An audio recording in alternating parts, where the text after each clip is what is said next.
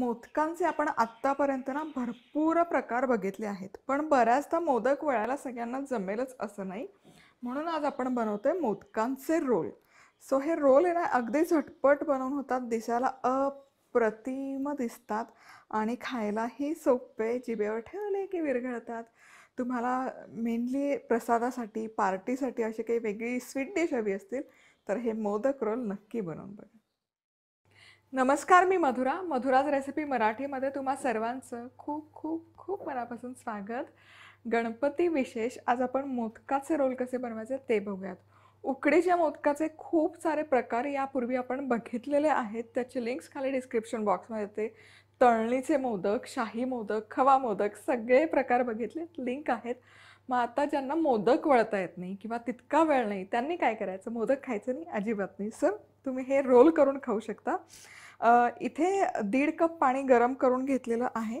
पाण्याला छान उकळी येत आहे. आता यामध्ये घालूयात मीठ, अर्धा चमचा मिक्स करायचं आणि 1 चमचाभर साजूक तूप. आणि आता यामध्ये घालूयात 1.5 कप पाणी आहे तर 1.5 कप तांदळाची पिठी.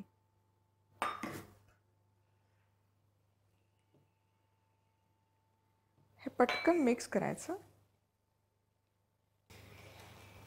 गॅस बंद करते मी आणि हे छान असं मिक्स करून झालं की झाकण ठेवून एक 10 मिनिट आपण हे मुरवण्यासाठी ठेवून देऊया. अशाच मस्त चमचमीत आणि झणझणीत रेसिपीजसाठी मधुराज रेसिपी मराठीला सबस्क्राईब करा आणि त्याचबरोबर बेल आयकॉनवरही क्लिक करा. आता आपण स्टफिंग किंवा याचं सारण करून घेऊयात. तर सगळ्यात आधी गॅस सुरू करायचा आणि 1 चमचाभर साजूक तूप घालून घेऊयात. तूप हलकंसं गरम करून घेऊयात. तर एकतर मी गृहिणी आहे आणि त्याचबरोबर होम शेफही आहे. रेसिपी व्हिडिओज बनवायचे असतात, त्यामुळे माझा किचनमध्ये वावर खूप असतो. तर किचन आहे ना कायम नीटनेटकं आणि स्वच्छ ठेवावंच लागतं. जसं कुठलीही रेसिपी किंवा कुठलाही किचनमधला पदार्थ करायची जबाबदारी आपल्यावरच असते, त्याचप्रमाणे क्लिनिंगची, स्वच्छतेची जबाबदारी पण ऑफकोर्स माझ्यावरच असते. हायजीन हा एक पॉईंट जो आहे तो कायम टॉप प्रायोरिटीवर असतो जिथे किचन किंवा अन्न आहे तिथे. आणि जेव्हा आपण फूड हायजीन किंवा किचन हायजीन असं म्हणतो तेव्हा सगळ्यात मोठा problem as a home maker, गृहिणी कुठला फेस होत असेल तर तो झुरळं, कॉक्रोचेस. जनरली किचनमधली झुरळं जाण्यासाठी पेस्ट कंट्रोल मी ट्राय करते, यूज करते, पण जेव्हा केव्हा पेस्ट कंट्रोलचं ऑप्शन अवेलेबल नसतो. अशा वेळेस मी गोदरेज हीट अँटीरोच जेल वापरते, ज्यामुळे कॉक्रोचेस, झुरळं कमी व्हायला खूप मदत होते. ज्याप्रमाणे आपली रेसिपी करायची खूप सोपी आहे, त्याचप्रमाणे हे जे अँटीरोच जेल आहे हे खूप कन्व्हिनियंट आहे किचनमध्ये यूज करण्यासाठी. हे वापरण्यासाठी तुम्हाला किचन मोकळं करायची गरज नाही, किचनमधल्या वस्तू, सामान बाहेर काढायची अजिबात गरज नाही. याचे फक्त 20 डॉट्स पुरेसे आहेत. त्यामध्ये तुम्ही तुमचं पूर्ण किचन कव्हर करू शकता आणि पुढचे 45 दिवस तुम्हाला अजिबात काळजी करायची गरज नाही, असं पॅकवरही त्यांनी मेन्शन केलेलं आहे.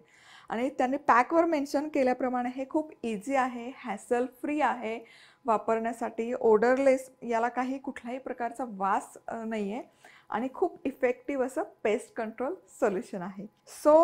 तूपही इथे गरम झालेलं आहे. आता काय करूयात, यामध्ये सुका मेवा घालायचा गरम तुपामध्ये. यामध्ये सगळ्यात आधी काजू आणि बदामाचे तुकडे हे हलकेसे आपण परतून घेऊयात, फ्राय करूयात. आता सुकामेवा हलकासा परतून झाला की यामध्ये ओल्या नारळाचा चव घालायचा. 1 कप आणि वर थोडासा जास्त घालतो आपण आणि हा पण हलकासा परतून घेऊयात एक 3 ते 4 मिनिटं, म्हणजे त्याचं जो मॉइश्चर असतं ते कमी होतं आणि आपलं जे स्टफिंग आहे त्याला पाणी नाही सुटत. आणि इथे खोबरं हलकंसं भाजून घेतलेलं आहे मी. यामध्ये गूळ घालूयात अर्धा कप आणि छान हे मिक्स करूयात. आता हे मिश्रण छान असं एकजीव झालंय, गूळ व्यवस्थित विरघळला आहे. यामध्ये वेलची पूड घालायची, आवडत असल्यास जायफळ, खसखस जरी घातली तरी चालेल. आणि हे छान मिक्स करूयात आणि आता हे मिश्रण व्यवस्थित थंड करून घेऊयात. स्टफिंग आपलं थंड होतंय तोवर उकड जी आपण आधी बनवून घेतली होती हे उकड काढूयात.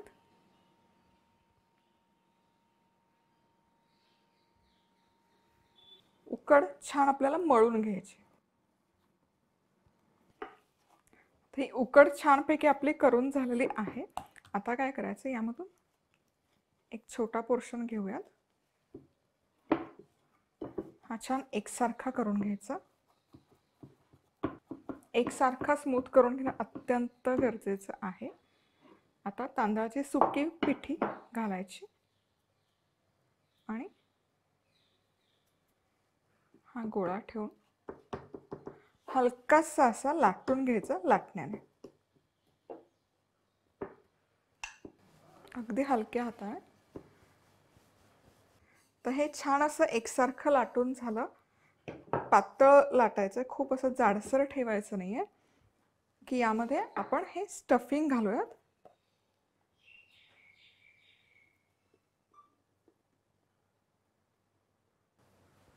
आता हे झालं, बऱ्यापैकी स्टफिंग आपलं स्प्रेड करून झालं की हे लिफ्ट करायचं रोल आणि आपण आळूची वडी जसे करतो तसं याचा रोल करून घ्यायचं. मी कडेला सारण मुद्दाम ठेवलं नाही, कारण जसं जसं रोल होतं तसं सारण पण स्प्रेड होतं. आणि दॅट्स इट. रोल बनवून तयार आहेत. आता इथे स्टीमरची डिश आहे, त्यावर केळीचं पान ठेवलं आहे. केळीचं पान नसेल तर फक्त तुम्ही तेलाने ग्रीस केलं तरी चालेल. तर यावर हे जे आपण रोल करून ठेवलेले हे रोल ठेवूयात. तर स्टीमरमध्ये पाणी गरम करून घेतलेलं आहे. 1 इंचभर खाली पाणी घातलेलं आहे साधारण. त्यामध्ये ही डिश ठेवूयात मोदक रोलची. यावर झाकण ठेवायचं आणि मध्यम आचेवर 10 मिनिटं फक्त आपण हे वाफवून घेऊयात. इथे मोदक रोल छानपैकी स्टीम करून झालेले आहेत. 10 मिनिटं मध्यम आचेवर, त्यानंतर 10 मिनिटं तसंच ठेवले होते स्टीमरमध्ये. आता हे आपण काढूयात. मस्त छान दिसतात. आता आपण हे कट करूयात.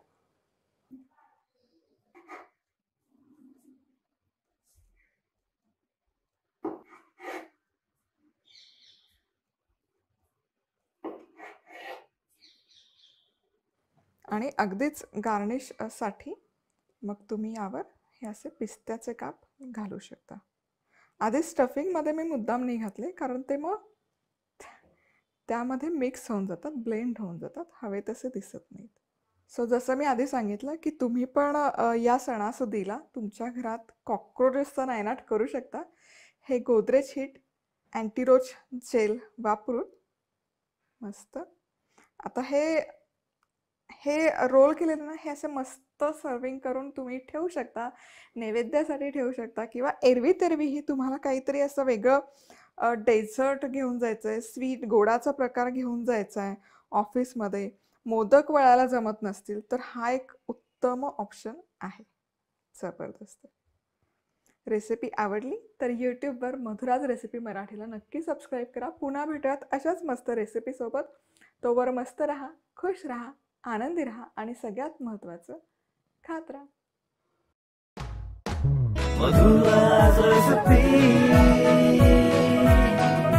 मधुराज रेसिपी, महाराष्ट्राची अस्सल